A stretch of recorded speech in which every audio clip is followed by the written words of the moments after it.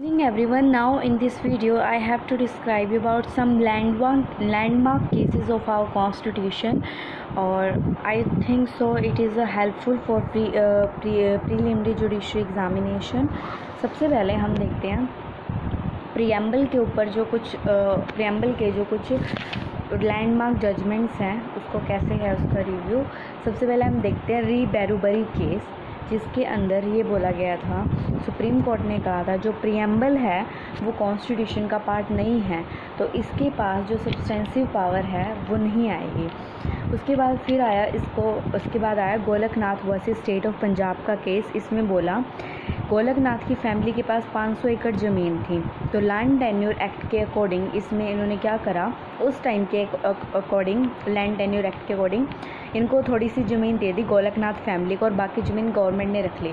तो गोलकनाथ ने क्या किया, इसको लैंड टेन्योर एक्ट को के अगेंस्ट वहाँ पर चैलेंज किया कोर्ट के अंदर, और बोला जो आर्टिकल 19 के अंदर राइट टू प्रॉपर्टी जो मिला है, तो वो मतलब हमें आर्टिकल 19 के अंदर मतलब सपोर्ट मांगी उसने। तो सुप्रीम कोर्ट ने आंसर करते हुए कहा कि पार्लियामेंट के अमेंडेड पावर जो है लिमिटेड है, तो वो इस चीज़ को अमेंड नहीं कर सकते।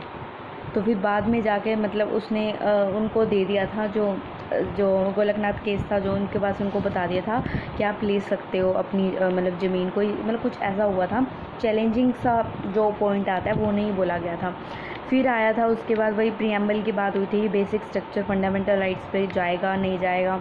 तो उसके बाद फिर आया Kesavananda Bharati versus state of Kerala, जिसमें सुप्रीम कोर्ट ने कहा कि जो पार्लियामेंट चाहे तो पूरी कॉन्स्टिट्यूशन को अमेंड कर सकती है, बट लेकिन जो बेसिक स्ट्रक्चर है उसको नहीं कर सकती।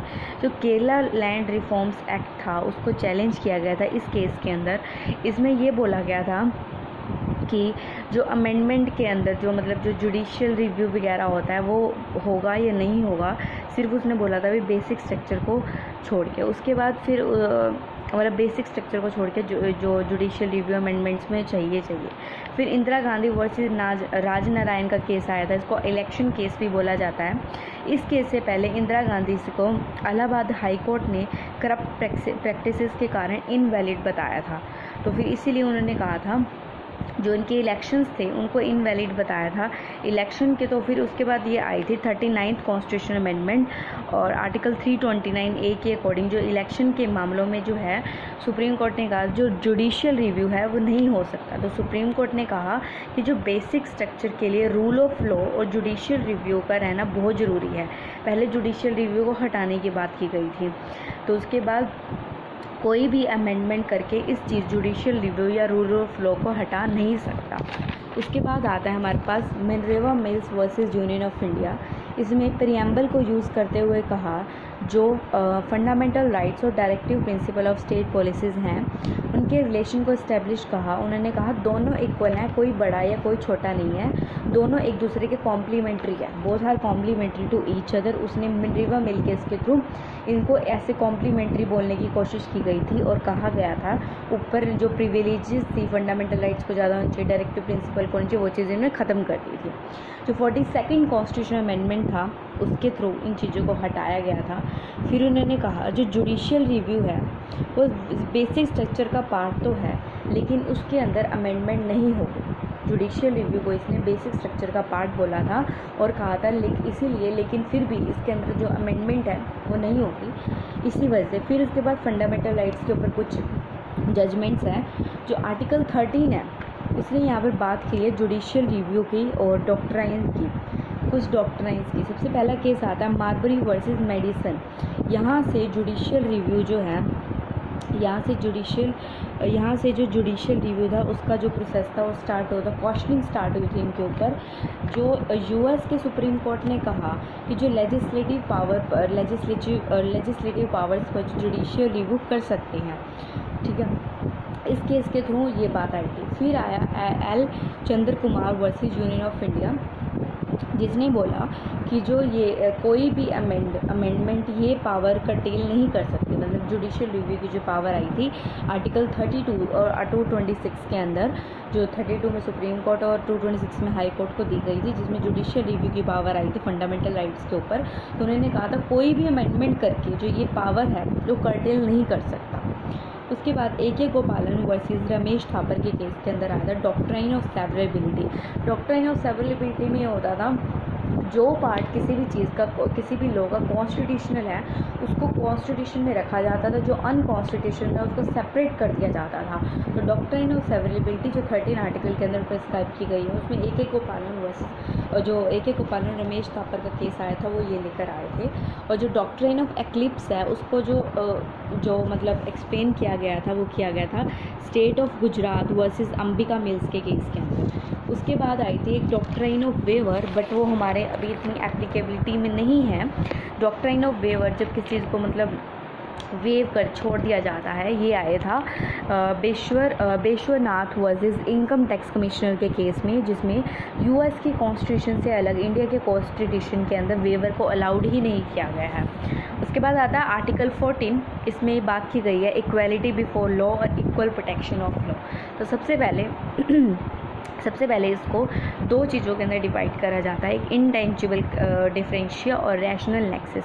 जो इंटेंजिबल डिफरेंशिया था वो आया था state of Bombay versus FN Balsara के केस से, state of Bombay versus FN Balsara के केस से, जिसमें उनका इंटेंजिबल डिफरेंशिएट करना मतलब क्या होता है। जैसे एक एग्जांपल था कि 5वीं और 10th क्लास के बच्चे को एक साथ हम बिठा नहीं सकते क्योंकि उनकी इंटेलिजेंसी के अंदर बहुत फ़र्क आएगा। तो इसीलिए जो 5वीं क्लास के बच्चे को 5वीं क्लास के वो क्लास में बिठाया जाएगा और जो 10th क्लास का बच्चा है उसको वहाँ 10th क्लास के अकॉर्डिंग बिठाया जाएगा, क्योंकि दोनों के सिलेबस में दोनों की इंटेलिजेंसीज के लिए दोनों चीज़ अलग आएगी। क्योंकि जो 10th क्लास का बच्चा कर चुका है वो दोबारा उसको हम 5th क्लास में बैठने के लिए मजबूर नहीं कर सकते। तो जो ये केस था state of Bombay versus FN Balsara, इसमें इंटेलिजिबल डिफरेंशिया को मतलब डिस्क्राइब किया था। उसके बाद है रैशनल नेक्सस। रैशनल नेक्सस में क्या होता है, जो 5th क्लास का बच्चा है उसको हम जो पेपर है मतलब जो क्वेश्चन पेपर है, अगर हम उसे 10th क्लास का क्वेश्चन पेपर दे देते हैं और 10th क्लास को 5th क्लास का क्वेश्चन पेपर दे देते हैं तो दोनों के लिए कुछ भी मतलब वैलिड नहीं होगा, इक्वालिटी नहीं आएगी। यहाँ पर रीजनेबल रेस्ट्रिक्शन मतलब क्या था, reasonable inequality is important in which is describe in article 14 जो हुआ था इक्वालिटी बिफोर लॉ। तो अगर 5th क्लास के बच्चे को 10th का अगर हम क्वेश्चन पेपर देते हैं तो उस चीज़ को नहीं सॉर्ट आउट कर सकता। तो यहाँ पर ये अनइक्वालिटी की बात नहीं आएगी, यहाँ पर एक रैशनल नेक्सस की बात आएगी। ये ऑब्वियस है कि 5th क्लास का बच्चा 5th स्टैंडर्ड का ही पेपर जो है सॉर्ट आउट कर सकता है। ये बताया गया था अनवर अली सरकार वर्सेस स्टेट ऑफ बंगाल के बीच में। उसके बाद आती है बात EP Royappa versus state of Tamil Nadu. इसके अंदर न्यू जो डॉक्ट्राइन थी इक्वालिटी की आई थी, जिसमें कहा था कि कोई भी एक्शन जो आर्बिट्रेरी होगा तो जो हम मान लेंगे वो इक्वालिटी, तो अगर कोई भी एक्शन आर्बिट्रेरी होगा वो हम मान लेंगे कि इक्वालिटी के अपोज है। इक्वालिटी क्या आती है, एक डायनेमिक कॉन्सेप्ट है और इक्वालिटी एंड आर्बिट्रेरीनेस एक स्वॉन एनिमी है। उसकी वजह से बोलते हैं कि रणधीर सिंह, वो एक केस आया था Randhir Singh versus Union of India, इसने ये बोला था इक्वल पेपर और इक्वल वर्क का जो कंसेप्ट तो था वो ये लेके आए थे। ये था हमारा आर्टिकल 14 की कुछ जजमेंट्स। उसके बाद आता है आर्टिकल 15 जो बात करता है कि डिस्क्रिमिनेशन नहीं होना चाहिए किसी, इसके आर्टिकल 15 के अंदर 5 ग्राउंड्स मेंशंस है। वो कहते हैं इन 5 ग्राउंड्स के ऊपर कोई रेस्ट्रिक्शन नहीं होता, लेकिन अगर रीजनेबल रेस्ट्रिक्शंस होता है जैसे वुमेन पे, कोई बैकवर्ड क्लासेस के ऊपर, there is a reasonable restriction, वो वैलिड है। अगर हम डिस्क्रिमिनेट करने लगेंगे बिना उसको रीजनेबलनेस के ऊपर तो फिर वो इनवैलिड हो जाएगा, वो वायलेशन होगा आर्टिकल 15 मतलब हमारे फंडामेंटल राइट्स का। इसके बाद इसमें आता है DR Joshi versus state of UP। इस केस ने बोला था कि जो प्लेस ऑफ रेजिडेंट है, इसमें डोमिसाइल कोटा की बात हुई थी, प्लेस ऑफ, इसने कहा था कि जो डोमिसाइल मतलब प्लेस ऑफ रेजिडेंट के बेस पे, जैसे क्या एक यूनिवर्सिटी है उसमें वो एडमिशन जो है वो जो मतलब फ़ीस ले रहे हैं वो बच्चों से, वो जो उनकी जो जैसे एक स्टेट है हरियाणा की यूनिवर्सिटी है, वो क्या कर रहे हैं, जो हरियाणा के बच्चे हैं उनसे वो कम फीस ले रहे हैं, जो दूसरी स्टेट से बच्चे आए हैं उनसे ज़्यादा फीस ले रहे हैं। तो DP Joshi versus state of MP के केस के अंदर बोला गया था जो प्लेस ऑफ रेजिडेंट है मतलब domicile quota is valid in our constitution, तो इसीलिए उसने बोला गया था कि इसमें कुछ डिस्क्रिमिनेशन नहीं है, there is a reasonable discrimination. उसके बाद आया Champakam Dorairajan versus state of Madras. इसके अंदर क्या हुआ था, जो आर्टिकल 15 के अंदर सब क्लॉज 4 को ऐड किया गया, क्लॉज 4 को ऐड किया गया था, जिसमें इसने बोला था कि स्टेट के पास पावर है कि वो SC/ST के लिए स्पेशल प्रोविजंस बना सके। एक वीडियो के अंदर स्पेशल प्रोविजंस को भी मेंशन किया गया है और उन्होंने कहा था एक उनके पास पूरी स्पेशल प्रोविज़न है SC और ST के लिए स्पेशल प्रोविजंस बना सके। अगर वो उसके बाद फिर इसी केस ने क्या बोला था कि जो 50% रिजर्वेशन है सीलिंग लिमिट्स के ऊपर, जैसे कि वो जो ओनली मतलब 50% रिजर्वेशन उन्होंने सीलिंग लिमिट्स तैयार कर दी इस केस के अकॉर्डिंग, चंपकन दोराराजन के अकॉर्डिंग। फिर उन्होंने कहा ओनली कास्ट बेसिस पर हम रिजर्वेशन नहीं दे सकते, सोशली और बैकवर्डनेस दोनों चीज़ें हमें कंसिडर करनी पड़ेगी। और नंबर 3 उसने बोला बैकवर्ड और मोर बैकवर्ड क्लासिफिकेशन इनवैलिड है। जो बैकवर्ड और मोर बैकवर्ड जो क्लासिफिकेशन होगी वो पूरी तरह से इनवैलिड है, मतलब बैकवर्ड एक साइड मोर बैकवर्ड नहीं, ओनली बैकवर्ड इज़ एनफ। उसके बाद नंबर 4 16 के अंदर आर्टिकल 16 के 4th जो क्लॉज था उसको इसने बोला वो एक्सेप्शन है आर्टिकल 16 का क्लॉज 1 का। ये सब बोला था चंपकन Dorairajan versus state of Madras. उसके बाद आया यहाँ पे उसके ये सब कुछ बोला गया था, जो ये सारी जो प्रोविजन थी 15% लिमिट्स होनी चाहिए, ये वाली होनी चाहिए। I have mention wrong case, ये सब कुछ बोला गया था Balaji versus state of Mysore के केस में। जो चंपकन दोराराजन केस था उसमें सिर्फ यही बोला गया था कि जो स्पेशल प्रोविज़न है SC और ST को वो प्रोवाइड की गई थी। फिर आया था T देवंसन केस, इसके अंदर बोला गया था, इस केस के अंदर कैरी फॉरवर्ड रूल को इनवैलिड कहा गया था। कैरी फॉरवर्ड रूल वो होता है जिसके अंदर ये बोला जाता है जैसे एक साल के अंदर जो रिजर्वेशन कोटा है, अगर उनके अंदर कुछ सीट्स वैकेंट रह जाती हैं तो वो क्या करते थे अगले साल के लिए वो बचा देते थे। इससे क्या होता था जो 50% की जो उनकी सीलिंग लिमिट्स होती है वो क्रॉस कर जाती थी नेक्स्ट ईयर के लिए। तो इसीलिए इन्होंने कहा था T देवसन केस के अंदर बोला गया था जो ये केस है जो कैरी फॉरवर्ड रूल है वो एक्चुअल में इनवैलिड है। उसके बाद आया जो आर्टिकल 16, इसके अंदर बोला गया कि जो ये जॉब्स में जो एम्प्लॉयमेंट अपॉर्चुनिटी प्रोवाइड करते हैं आर्टिकल 16 के बारे में। उसके बाद जो डॉक्टर BR अम्बेडकर सर से उन्होंने ये भी कहा था कि आर्टिकल 15 और 16 जो है एक कंपनसेटरी बेनिफिट्स भी बोला गया था, डॉक्टर BR अम्बेडकर सर ने बोला था। अब इसके केस लॉज पे चलते हैं। NM Thomas versus state of Kerala, इसमें बोला गया था जो प्रमोशन रिजर्वेशन के अंदर रिजर्वेशन में भी प्रमोशन जो है वो वैलिड है, ठीक है। उसके बाद ABSK versus Union of India, Akhil Bharat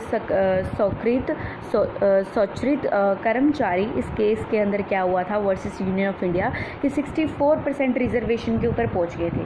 जो कैरी फॉरवर्ड रूल के अकॉर्डिंग बात हुई थी 64% रिजर्वेशन में पहुंच गए थे। तो फिर इन्होंने यहाँ पर क्या बात की कि जो इसमें जो T देवेंसन की जो जजमेंट थी उसको ओवर रूल किया गया और कैरी फॉरवर्ड रूल को यहाँ पर वैलिड बोला गया और बोला कि जो 50% की सीलिंग लिमिट्स है वो सिर्फ गाइडलाइंस है, अगर ज़रूरत पड़े तो हम उस सीलिंग लिमिट्स को एक्सीड भी कर सकते हैं। इसके बाद आया Indira Sawhney versus Union of India, इसमें बोला गया कि जो प्रमोशन में रिजर्वेशन है वो इनवैलिड है, ठीक है। आर्टिकल 16 के जो क्लॉज 4 के अंदर प्रमोशन रिजर्वेशन में प्रमोशन है उसके बाद उन्होंने कहा जो वो वैलिड है। और उसके बाद उन्होंने बोला कि जो 1995 के 77th अमेंडमेंट के बाद आर्टिकल 16 के क्लॉज 4 के अंदर जो प्रमोशन है वो रिजर्वेशन में वैलिड है। उसके बाद आता है आर्टिकल 19 जो बोलता है जो सब फ्रीडम वगैरह प्रोवाइड करता है हमको। उसमें केस आया था Ramesh Thapar versus state of Madras, इसमें बोला गया ये एक न्यूज़पेपर इशू करते थे, ये एक केस था। रमेश थापर जो क्या था वो एक न्यूज़पेपर इशू कर रहे थे